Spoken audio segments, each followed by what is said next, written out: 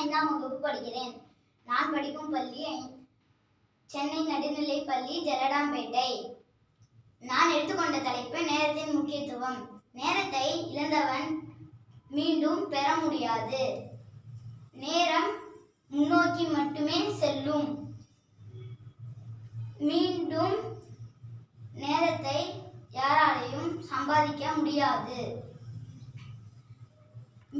சில மனிதர்கள்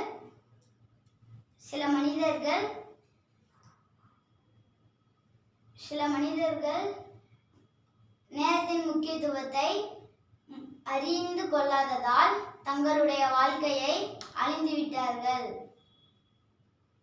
எனவே நம் வாழ்க்கையில் நேரத்தை மிக முக்கியமாக கவனிக்கணும்.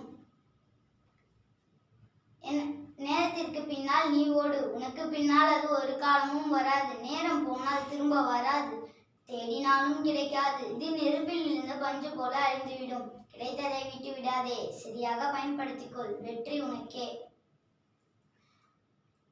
நேரமும் அலையும் யாருக்காகவும் காத்திருக்காது.